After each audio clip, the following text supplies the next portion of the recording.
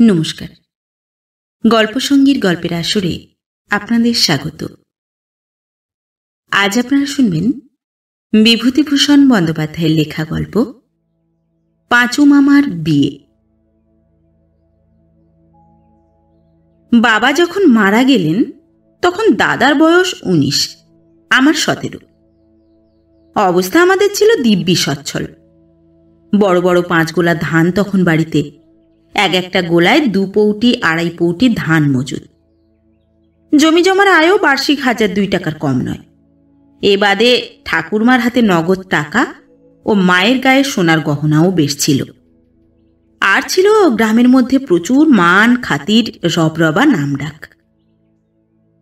রাখাল মাস্টারের পাঠশালায় lower primary পড়বার সময় ইতিহাসে পড়েছিলাম কে একজন বাংলার সুলতানের পুত্র পিতার মৃত্যুর পরে সিংহাসনে আরোহণ করিয়া দেখিলেন তাহার রাজকোষে ২ লক্ষ স্বর্ণমুদ্রা, ৩ লক্ষ হস্তি, ৫ লক্ষ অশ্ব, ১০ লক্ষ পদাতিক ও ২০ লক্ষ অশ্বারোহী সৈন্য আছে। অতএব তাঁর মাথা ঘুরে গেল এবং তিনি দিল্লির সম্রাটের অধীনতা অস্বীকার করে বসলেন। আমাদেরও হলো তেমনই অবস্থা। মা ছিলেন নিরীহ ভালো মানুষ, ঠাকুমা পিতৃহীন নাতিদের প্রতি অতিরিক্ত স্নেহপ্রবণ। সুতরাং আমাদের মাথার উপর কড়া শাসন করবার বা রাশ টেনে ধরবার তো কেউ ছিল না। এ অবস্থায় আমাদের মুন্ড ঘুরে যাবে, এ আর বিচিত্র কি। দাদাই অগ্রজের অধিকারে পথ দেখালেন প্রথম। আগে মুন্ড ঘুরে গেল তারই। সেই ইতিহাস রীতিমতো বিচিত্র। কাঁচরাপাড়ার কাছে বন্দিপুর গ্রামে আমার এক দূর সম্পর্কের মামা থাকতেন। তাকে পাঁচু মামা বলে আমরা ডাকতুম। বাবা বেঁচে থাকতে তিনি ২-১ বার আমাদের বাড়ি যাতায়াত করেছিলেন বটে, কিন্তু বাবার মৃত্যুর পরে তাঁর যাতায়াত, বিশেষ করে দাদার সঙ্গে তার ঘনিষ্ঠতা যেন হঠাৎ খুব বেড়ে গেল। পাঁচু মামা দাদার চেয়েও প্রায় ৫ বছরের বড়। কাজেই আমি পাঁচু মামাকে খুব সমীহ করে চলতুম। পাঁচু মামাও আমার চেয়ে দাদার সঙ্গে বেশি করে মিশত। একবার পাঁচু মামা এসে দাদাকে সঙ্গে করে বন্দিপুর নিয়ে গেল। বন্দিপুর থেকে দিন ১৫ পরে ফিরে এসে দাদা ঠাকুরমাকে বললেন, ঠাকমা, আমার ২০০ টাকা বড় দরকার এখুনি। কলাই মুগের ব্যবসা করছি, পাঁচু মামা সস্তায় মাল বাঁধাই করছে, চাষাদের দিতে হবে। টাকাটা এখুনি চাই, মোটা লাভ হবে ২ মাস পরে। ঠাকুরমার হাতে নগদ টাকা কত ছিল তা আমার জানা ছিল না, তবে নগদ টাকা যে মন্দ ছিল না এটা দাদাও জানতেন, আমিও জানতাম। ঠাকুরমা টাকাটা দিয়ে দিলেন। দাদা টাকা নিয়ে মাল খরিদ করতে চলে গেলেন। দিন ২০ পরে পাঁচু মামাকে সঙ্গে নিয়ে দাদা আবার ১০২ টাকা চাইলেন। মাল যথেষ্ট পাওয়া যাচ্ছে সস্তায়। পাঁচু মামার বাড়ি মাল গোলাজাত করা হচ্ছে, টাকার দরকার সেজন্যই। পাঁচু মামাও দাদার কথা সমর্থন করলেন। মাল সস্তার মুখে বেশি পরিমাণে খরিদ করে রাখতে পারলেই লাভ, টাকাটার দরকার বটে। ঠাকুরমা জিজ্ঞেস করলেন, কত মাল কেনা হলো? পাঁচু মামা বললে, তা ২০০ মনের ওপর।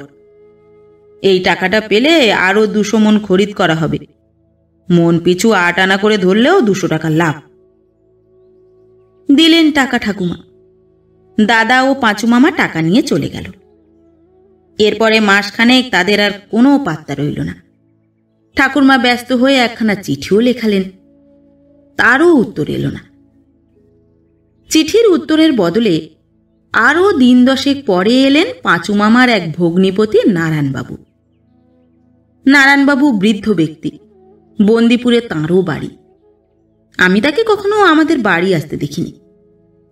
নারায়ণবাবুকে হঠাৎ আসতে দেখে বাড়ি শুদ্ধ সবাই শঙ্কিত হয়ে উঠল। দাদা ভালো আছেন তো? ব্যাপার কি? নারায়ণবাবু হাত পা ধুয়ে সুস্থ ঠান্ডা হয়ে ঠাকুরমাকে বললেন, মা, আপনি পটলকে কত টাকা দিয়েছেন এ পর্যন্ত? ৪০০ টাকা। নারায়ণবাবু অবাক হয়ে বললেন, এত টাকা কেন দিলেন? কি বলে টাকা নিয়েছিল আপনার কাছ থেকে? ঠাকুরমা বললেন, কেন বলো তো বাবা, এসব কথা জিজ্ঞেস করছো কেন? সে তো মুগ কলাইয়ের ব্যবসা করবে বলে টাকা নিয়েছে। কেন, পাঁচুও তো সেবার এসে ওই কথাই বলে গেল। নারায়ণবাবু রাগে জ্বলে উঠে কাঁপতে কাঁপতে বললেন, পাজি বদমাইশ ছুঁচো, সেই রাস্কেলটাই তো নষ্টের গোড়া। অত বড় বদমাইশ কি আর আছে নাকি? সেই তো পটলকে ভালো মানুষ পেয়ে নষ্ট করবার চেষ্টা করছে। ওই জন্যই আমার সামনে বেরোয় না। ব্যবসা না মুন্ডু। টাকা নিয়ে দুলে পাড়ায় রাজি দুলেন বলে এক মেয়ে আছে, তারই ওখানে দুজনে যাতায়াত করে। এর মধ্যে বোধহয় সব টাকাই তার পাদপদ্মে ঢেলেছে। ব্যবসা। মা আর ঠাকুরমা মাথায় হাত দিয়ে বসে পড়লেন। দাদা যে এমন ব্যাপার করতে পারে এ সবারই ধারণার অতীত। নারায়ণবাবু বললেন, আমি কি চাই আগে জানতাম? জানলে এমনতর হয়? আমার সামনে তো দুজনেই কেউই বড় একটা আসে না। পরস্পরে শুনলাম এই ব্যাপার চলছে। শুনলাম খুব টাকা উড়াচ্ছে। জোড়া জোড়া শাড়ি আসছে রানাঘাটের বাজার থেকে মেয়েটার জন্যে। আজ খাবার, কাল খাগড়াই বাসন, বোধহয় মদও ধরেছে। তাই ভাবলাম আপনাকে একবার কথাটা জিজ্ঞেস করা দরকার, যে আপনি টাকা দিয়েছেন কিনা। তাই আজ এলুম। ঠাকুরমা মাথায় হাত দিয়ে কাঁদতে লাগলেন। বাবার বহু কষ্টে উপার্জন করা পয়সা, ছেলেরা সব মূর্খ ও নাবালক। যা কিছু আছে সংসারের অসময়ে কাজে লাগবে বলেই আছে। এখনো আমার দুই বোনের বিয়ে দিতে বাকি। এই অবস্থায় বিধবার পুঁজি সামান্য টাকার মধ্যে 400 টাকা এক দুলে মেয়ের পেছনে এভাবে ওড়ানো। সমস্ত রাত পরামর্শ করার পরে ধার্য হলো যে পরদিন সকালে নারায়ণবাবু আমায় সঙ্গে নিয়ে যাবেন বন্দিপুরে, এবং কালই দাদাকে আমি ঠাকুরমার অসুখ হয়েছে এই কথা বলে বাড়ি ফিরিয়ে আনব। বন্দিপুর যেতে হয় মদনপুর স্টেশনে নেমে। মাঠের মধ্যে দিয়ে ক্রোশ 2 হেঁটে তো বিকেলে বন্দিপুর পৌঁছানো গেল। বাড়ি থেকে খেয়েই বেরিয়েছিলুম। পাঁচু মামা বাড়িতে নেই, দাদাও নেই। শুনলাম তারা কালো সোনার বাজারে গিয়েছে। আমি পাঁচু মামার বাড়ির সামনে একটা বেলগাছ তলায় বসে আছি। কে একজন মোটা সোটা কুচকুচে কালো স্ত্রীলোক সামনের ঘর দিয়ে মেটে কলসি কাঁখে নিয়ে জল আনতে যাচ্ছিল। নারায়ণবাবু তার দিকে আঙুল দিয়ে দেখিয়ে বললেন, ওই দেখো, ওই বেটি সেই রাজি দুলেনি। ওরই পাদপদ্মে তোমার দাদা সব টাকা ঘুচিয়েছে। একটু পরে দাদা ও পাঁচু মামা বাড়ি ফিরল।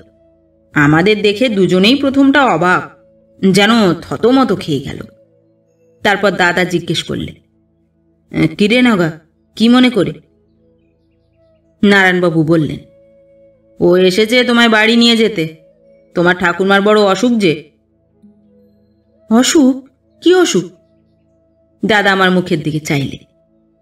দাদার হঠাৎ ভয় পাওয়া, হঠাৎ ম্লান মুখের দিকে চাইতে পারলুম না। বড় কষ্ট হলো।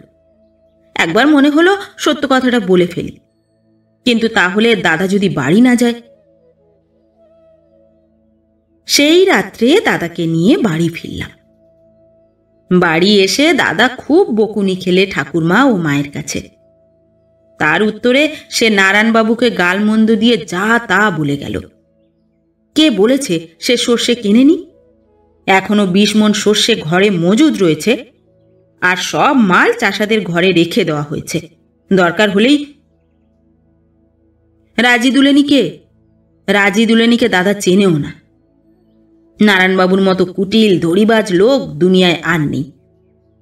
তিনি টাকা ধার চেয়েছিলেন, দাদা দেয়নি। তাই তিনি দাদার বিরুদ্ধে এইসব মিথ্যে রটনা করে বেড়াচ্ছেন।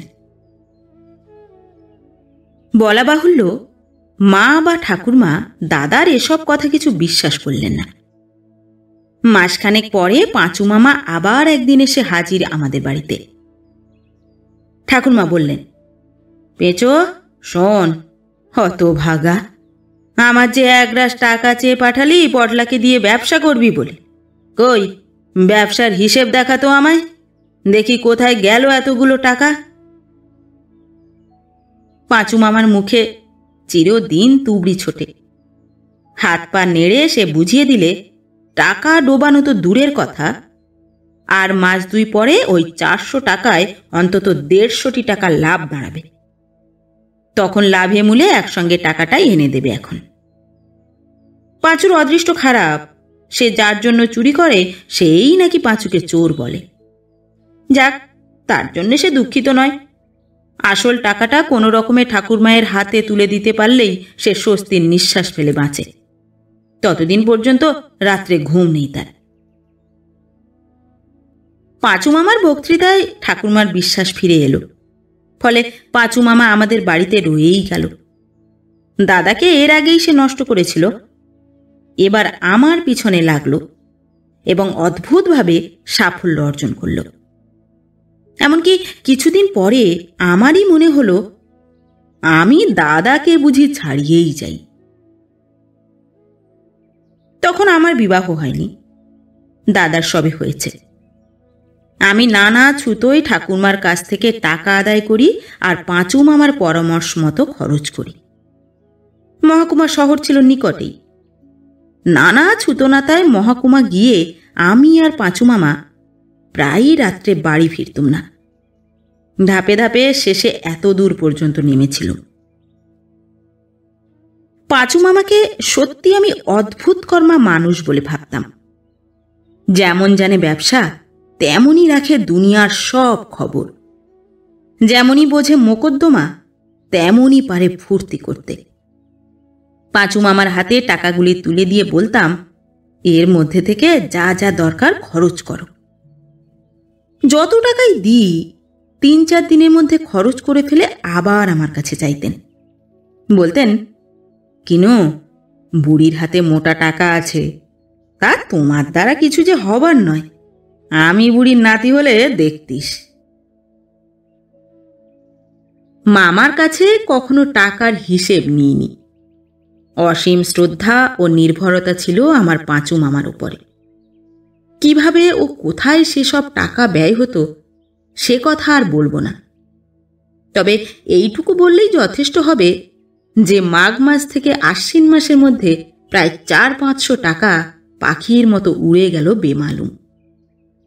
ঠাকুরমা হাত গোটালেন, মায়ের গহনা বন্ধক পড়তে লাগলো। এই অবস্থায় পাঁচু মামা একদিন তেওটা বন্দিপুরে বিশেষ কাজ আছে বলে চলে গেলেন, আর এলেন না। মাস 10 পরে একদিন শীতের রাত্রে মুড়ি সুড়ি দিয়ে দালানে বসে আছি, এমন সময় পাঁচু মামা আমাদের বাড়ি এসে হাজির। আমায় বললেন, এই যে, ভালো আছিস নগা? পটলা কোথায়? বললুম, দাদা ও পাড়ায় গাঙ্গুলি বাড়ি গিয়েছে বোধহয়। তারপরে, এতদিন কোথায় ছিলে মামা? এসো বসো, বড্ড শীত। পাঁচু মামা দরজা ভেজিয়ে আমার কাছে এসে বসল। বলল, শোন, একটা কথা বলতে এলুম তোদের। কাল এখানে এক ভদ্রলোক আসবে সকালের গাড়িতে। যদি তোদের কিছু জিজ্ঞেস করে তবে বলবি তোদের এখানকার বিষয় সম্পত্তিতে আমার 5 আনা অংশ আছে। বলতে পারবি তো? পটলা কোথায় গেল, তাকেও কথাটা শিখিয়ে রাখি। কৌতূহল ও আগ্রহের সঙ্গে বললুম, কি ব্যাপার মামা? কে আসবে? ব্যাপার যা শুনলুম তা সংক্ষেপে এই, পাঁচু মামার বিবাহ। কাল তাকে দেখতে আসবেন মেয়ের বাপ নিজে। আসলে তো পাঁচু মামার কিছু নেই তেওটা বন্দিপুরে। যা ছিল তা উড়িয়ে পুড়িয়ে দিয়েছে অনেককাল। কিছু না দেখলে মেয়ে দেবেই বা কেন? মেয়ের বাপের নাম ঋষিকেশ বাড়ুজ্জে। মদনপুরের কাছেই কি গাঁয়ে বাড়ি। গরিব অবস্থার লোক। 3টি মেয়ে তার। মেয়ে 3টি অপরূপ সুন্দরী। এইটি বড়। পাঁচু মামা এই মেয়েটিকে দেখে নাকি পাগল হয়েছেন। বিয়ে যে কোনো উপায় হোক হওয়া চাই। রাত্রে দাদা ফিরলে দাদাকে বলা হলো সব কথা। দাদা বললে, 5 আনা অংশ কেন আছে যদি জিজ্ঞেস করে? তবে বলবে তোমার বাপ আমার বাবার কাছে টাকা ধার নিয়েছিল, সেই দেনার দায়ে সম্পত্তির অংশ বিক্রি করে যায়। আমরা রাজি, কিন্তু ভদ্রলোক যদি গাঁয়ে আর কাউকে জিজ্ঞেস করেন তবেই তো মিথ্যা কথা ফাঁস হয়ে যাবে। পাঁচু মামা সে কথাও ভেবে এসেছেন। গ্রামের যে কজন লোক আমাদের পয়সায় ফুর্তি করেন, যেমন হারু সান্যাল ও পাড়ার আশু চক্রবর্তী, এদের বয়স আমাদের চেয়ে বেশি, এদের কথাটা বলে রাখতে হবে। আমরা বললে কেউ না বলতে পারবে না। কাল মেয়ের বাপের সামনে তাদের হাজির করতে হবে, তারাও আমাদের কথায় সায় দেবেন। পরদিন সকালে আমাদের দলের লোক যারা, তাদের এ কথা বলা হলো। তারা সকলেই রাজি হলেন, না হয়ে উপায় ছিল না। দুটোর কিছু আগে মেয়ের বাপ ঋষিকেশ বাড়ুজ্জে এলেন। ছেলে দেখে পছন্দ করলেন। তারপর ছেলের কি আছে না আছে সে কথা উঠল। পাঁচু মামা বললে আমাদের জমি জমার সে 5 আনার মালিক। আমরা তাতে সায় দিলাম। ঋষিকেশ বাড়ুজ্জে নিতান্ত সরল, গ্রাম্য লোক, এবং ভাবে মনে হলো নিতান্ত গরিব। জমি জমা সংক্রান্ত ব্যাপারের কিছুই বোঝেন না। কেবল একবার জিজ্ঞেস করলেন, আপনারা তো ভাগ্নের সম্পত্তিতে আপনাদের মামার অংশ কি করে এলো? এর উত্তরে বাকপটু পাঁচু মামা একটি যে মিথ্যে কথা বানিয়ে বললে আমরা পর্যন্ত অবাক হয়ে গেলাম। আমাদেরই মনে হলো পাঁচু মামা যা বলছে তাই বুঝি সত্যি।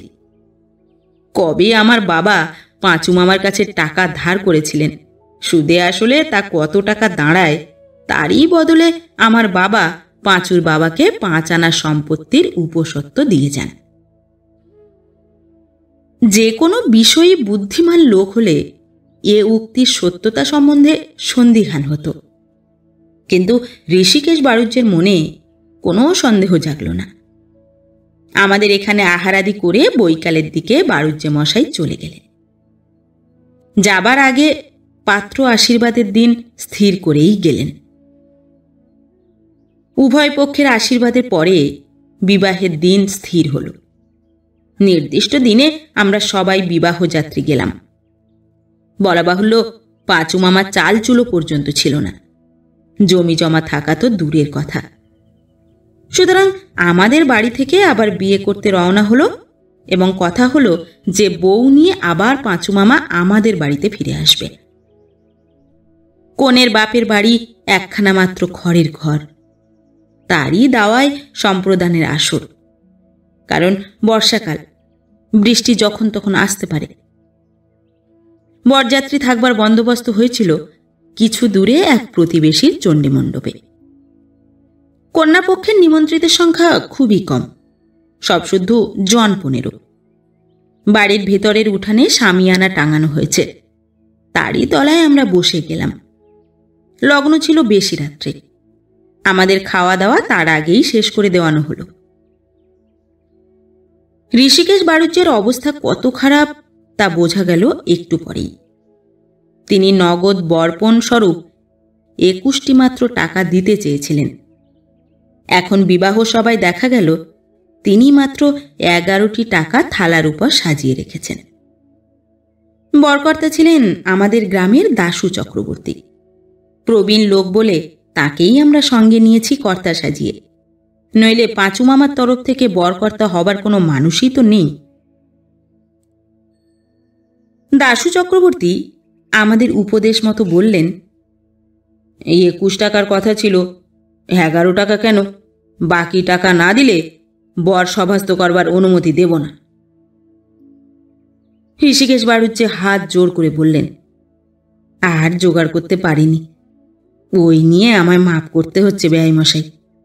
আমার অবস্থার কথা আপনাকে আর কি বলবো। ঘরের চালে দেবার জন্যে খড় কিনে রেখেছিলাম, সেই খড় বেচে ফেলে দিয়ে তবে ওই 11 টাকা জোগাড় করেছি। সামনে বর্ষা আসছে, ঘরের মধ্যে এসে দেখুন চাল ফুটো, আলো আসছে, ঘর সারাবার আর কোনো সঞ্চয় নেই।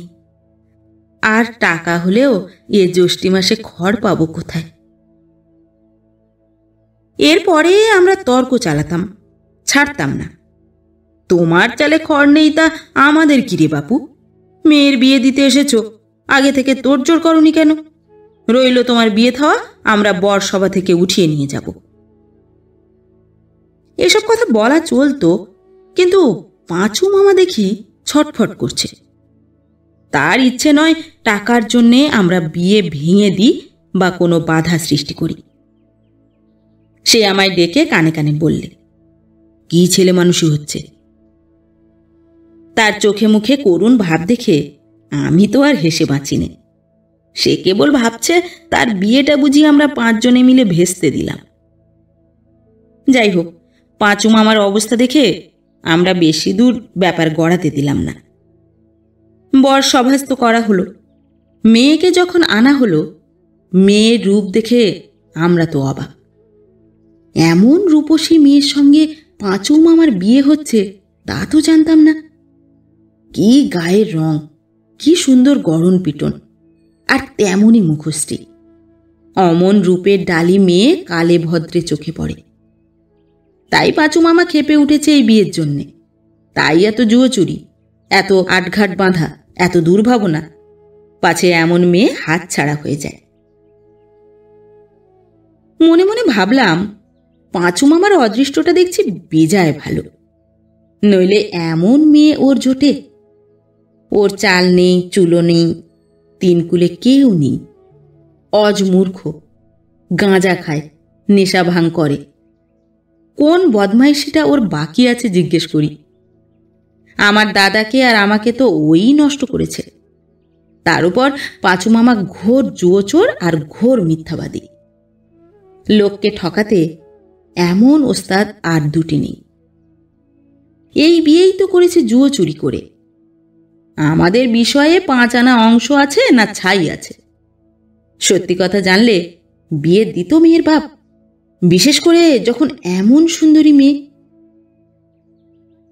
যাক, সেসব কথা দরকার কি আমাদের? বিয়ে থাওয়া মিটে গেল, বর কনে আমাদের বাড়ি এসে উঠল। বউ ভাত কিন্তু আমাদের বাড়িতে হবে না, এ কথা ছিল আগে থেকেই।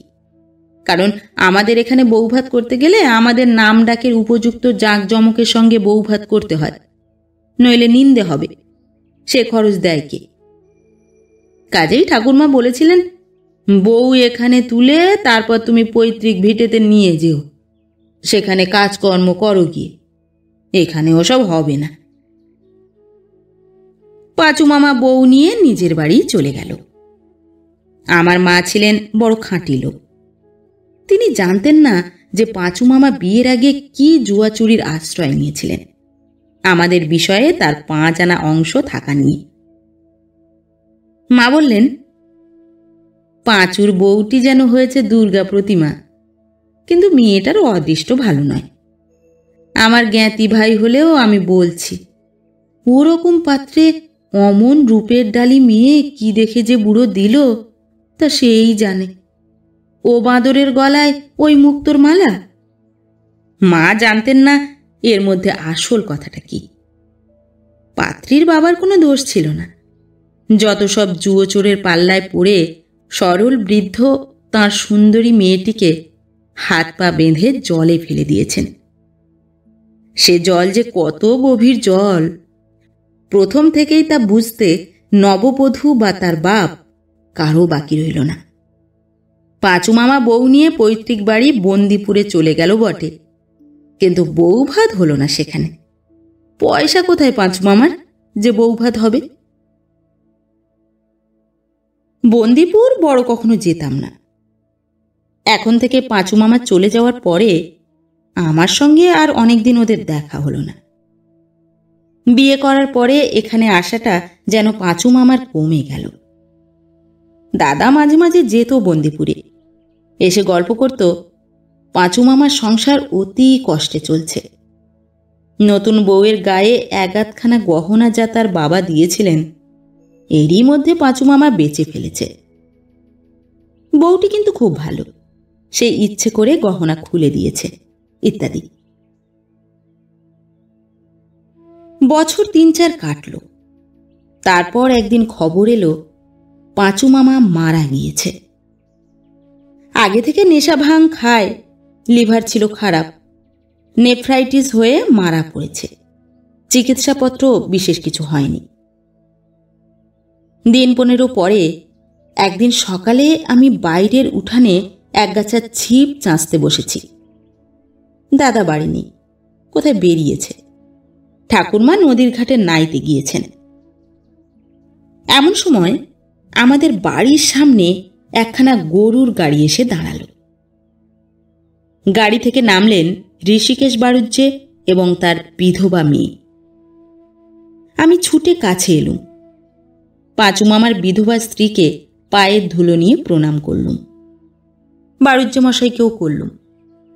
রূপসী বটে এই বিধবা মেয়েটি, মেয়ে না অগ্নিশিখা। বিয়ের সময়ে তো এতটা রূপ দেখিনি মামিমার। আমি মামিকে বাড়ির মধ্যে নিয়ে গিয়ে মার কাছে রেখে ঋষিকেশ বাড়ুজ্যের কাছে এসে বসলাম। তিনি বললেন, যা হবার তো হয়ে গিয়েছে, তার আর চারা নেই। মেয়েটার এই সবে 19 বছর বয়স, ওর মুখের দিকে তো চাইতে পারা যায় না। এখন এমন অবস্থা যে দিন চলে না। পাঁচু একটি পয়সা রেখে যায়নি যে মেয়েটা একদিন সেখানে হাঁড়ি চড়িয়ে খায়। ধার দেনা করে কোনো রকমের তিল কাঞ্চন শ্রাদ্ধ সেরে শুদ্ধ করিয়েছি দাদা। ভাবলাম আগে তো মেয়েটাকে শুদ্ধ করি, তারপর পাঁচুর বিষয়ের যে অংশ আছে এখানে তা থেকে দেনা শোধের কথা ভাবা যাবে পরে। তাই আজ এলাম মেয়েটাকে নিয়ে। ওরও তো ঘোর দুরবস্থা। বন্দিপুরে একবেলা খায় এমন অবস্থা নেই, পরনে কাপড় ছিল না। দেনা করে একখানা সরুপার কাপড় কিনে দিয়েছিলাম শ্রাদ্ধের পরে, তাই পরে এসেছে। আমার তো অবস্থা সবই জানো। এখনো 2 মেয়ের বিয়ে দিতে বাকি, এক পাল কুপুষ্যি, তাদেরই খেতে দিতে পারি নে। তা আবার বিধবা মেয়ে নিয়ে গিয়ে রাখি কোথায়, খেতে বা দিই কি? এখন বিষয়ের পাঁচুর যা অংশ এখানে আছে তা থেকে মেয়েটার একটা হিললে তো হোক। দেনাটা শেষ করে দিয়ে না হয় তার উপসত্ত্ব থেকে এখানে একখানা খড়ের ঘর তুলে দিই ওকে। ও তো মেয়ে মানুষ, কিছু বোঝে না। আমি সঙ্গে করে আনলাম। মেয়েও বললে, বাবা চলো সেখানে, তুমি দাঁড়িয়ে থেকে আমার একটা ব্যবস্থা করে রেখে এসো। আর তাঁরা ভালো লোক, তাঁদের সঙ্গে পরামর্শ করে বিষয়ের অংশের যা আয় দাঁড়ায় তা থেকে আমার একটা বিলি ব্যবস্থা। আর বন্দিপুরে থেকে বা কি হবে, সেখানে তো এক ভাঙা খড়ের ঘর ছাড়া আর কিছুই নেই। যখন বিষয় এখানে, সম্পত্তি এখানে, তখন এখানেই যা হয় একটা ঘরদোর বেঁধে। আমি এই লম্বা বক্তৃতায় বাধা দিয়ে একটু আশ্চর্য হওয়ার সুরে বললুম, কিসের বিষয়, কিসের অংশের কথা বলছেন? ঋষিকেশ বাড়ুজ্যে বললেন, ওই যে পাঁচুর যে অংশ আছে এখানকার বিষয়ে, তা তো ধরো এখন আমার মেয়েরই ওরসেছে। তোমাদের এত বড় বিষয়ের 5 আনা অংশ কি কম? ওর একবেলা 1 মুঠো আলো চালের ভাত আর বছরে 4খানা কাপড়, তা থেকে হেসে খেলে চলে যাবে। আমি বিনীত শান্ত হাসি মুখে ভদ্রতার সুরে বললাম, আপনি ভুল করেছেন বাড়ুজ্যে মশাই, এখানকার বিষয়ে পাঁচু মামার কোনো অংশ নেই। হ্যাঁ, সে কি কথা? ঋষিকেশ বাড়ুজ্যে প্রথমটা হতভম্ব হয়ে গেলেন। পরক্ষণেই কি ভেবে সামলে নিয়ে চিৎকারের সুরে বললেন, অংশ নেই কেমন কথা? বিয়ের আগে তো তোমরাই বলেছিলে 5 আনা অংশ আছে, বলনি? আর এখন বলছো নেই? আমার মেয়েকে ছেলে মানুষ পেয়ে এখন ফাঁকি দেওয়ার মতলব? আমরা শুনে আসছি অংশ আছে, আর এখন অংশ নেই বললেই হলো? আমারও রাগ চড়ে গেল মাথায়।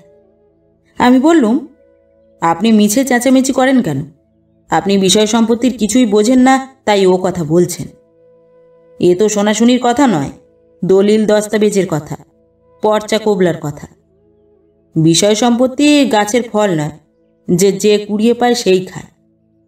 আমার বাবা যদু চক্রবর্তীর নামে 7খানা গাঁয়ের প্রজা কাঁপত, তিনি কি দুঃখে তেওটা বন্দিপুরের পাঁচুরায়ের বাবার কাছে বিষয়ের 5 আনা বেচতে যাবেন?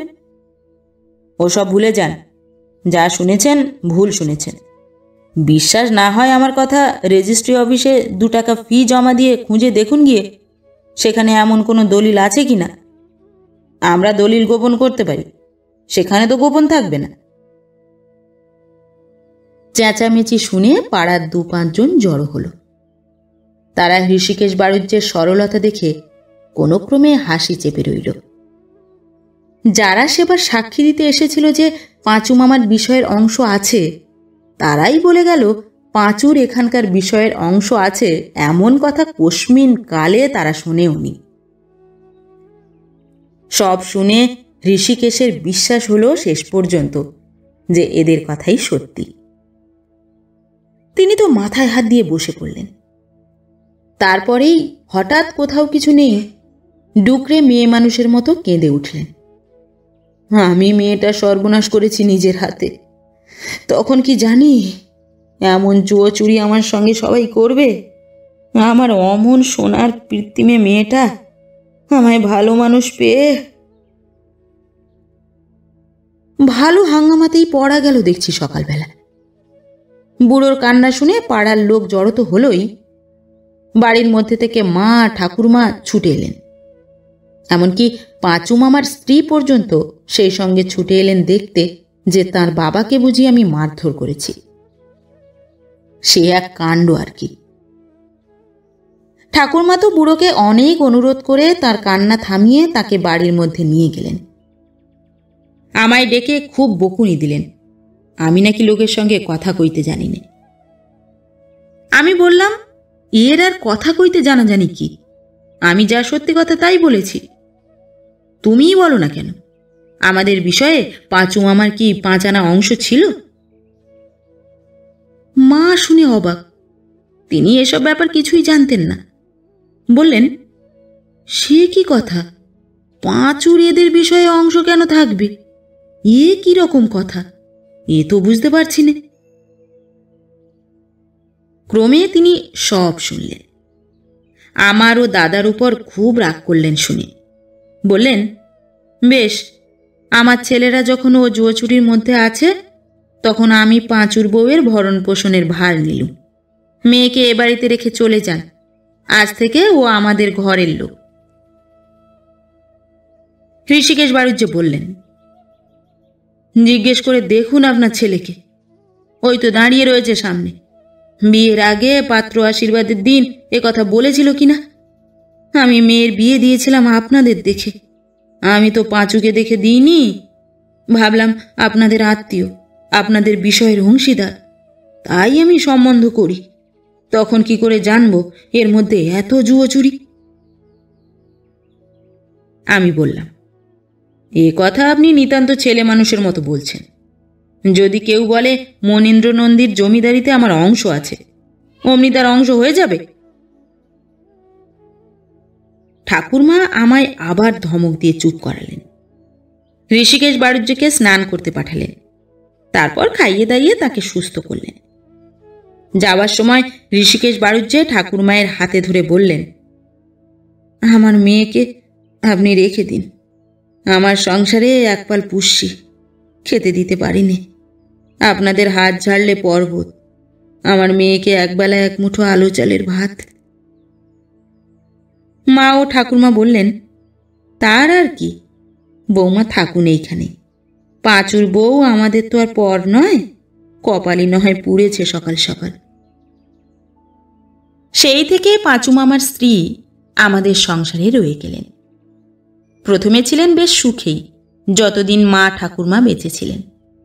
তারপর তাঁরা একে একে গেলেন স্বর্গে। দাদার বিয়ে আগেই হয়েছিল, আমারও বিয়ে হলো। হৃষিকেশ বাড়ুজ্য ওদিকে মারা গেলেন। পাঁচু মামার স্ত্রীরও আর বাপের বাড়ি যাবার জায়গা রইল না।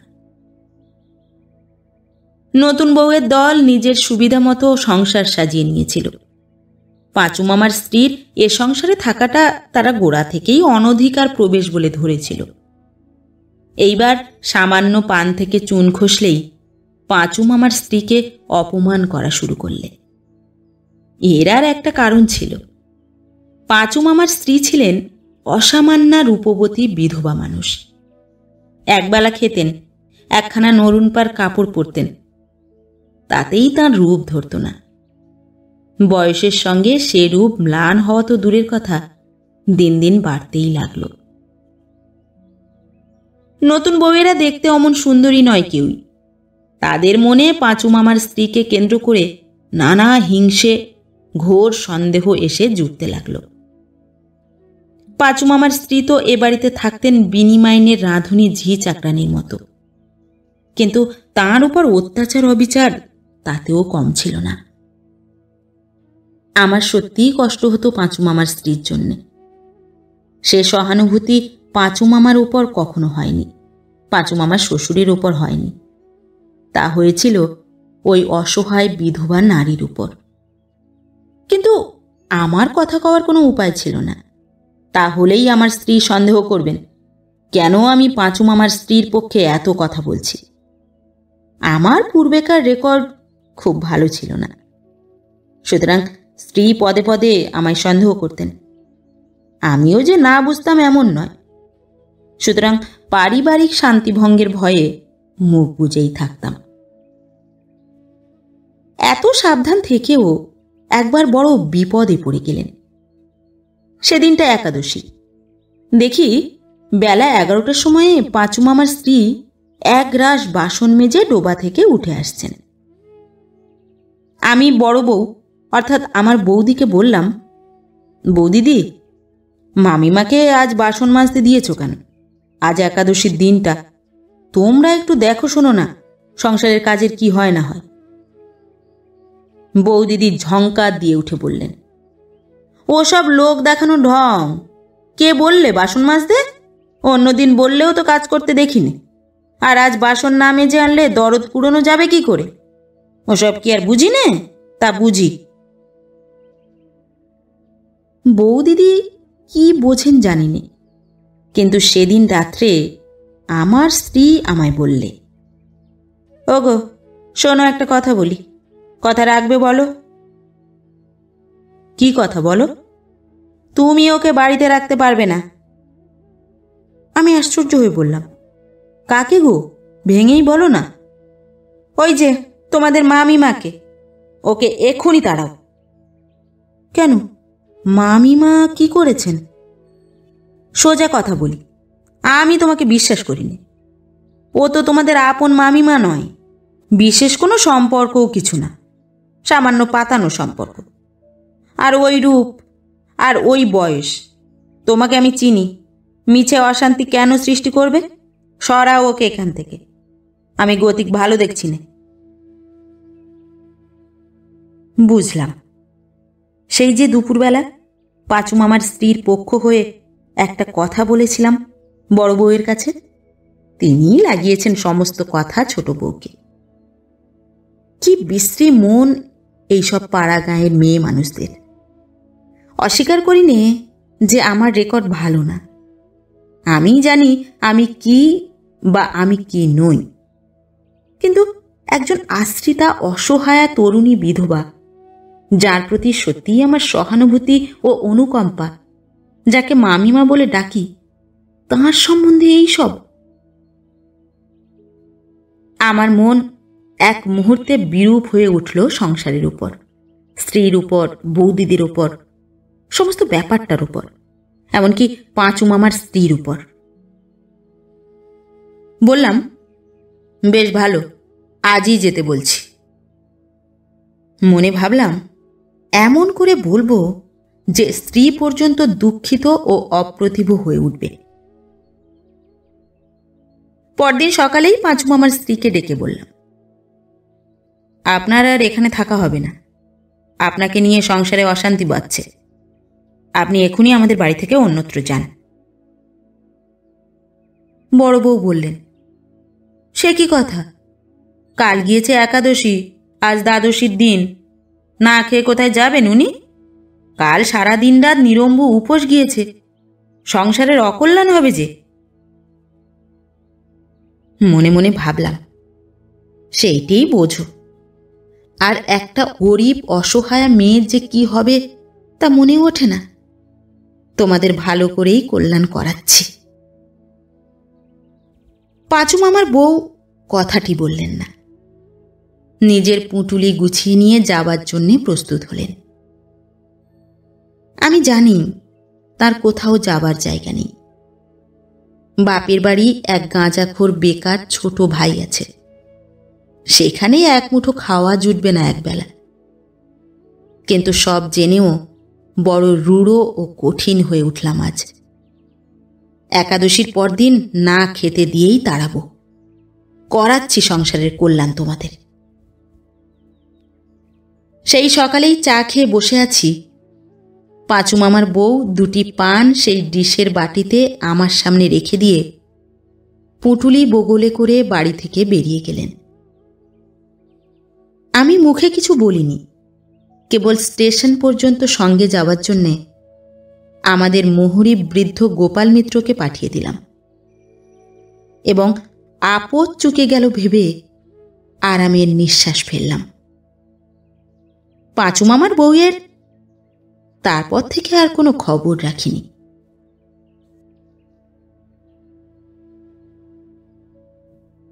নমস্কার। পরবর্তী গল্প নিয়ে খুব শিগগির ফিরে আসছি। ততক্ষণ সবাই ভালো থাকবেন, সুস্থ থাকবেন। গল্প পাঠ কেমন লাগলো অবশ্যই কমেন্ট করে জানাবেন এবং ভিন্ন ভিন্ন স্বাদের অডিও স্টোরি শোনার জন্য অবশ্যই চ্যানেলটি সাবস্ক্রাইব করবেন। ধন্যবাদ।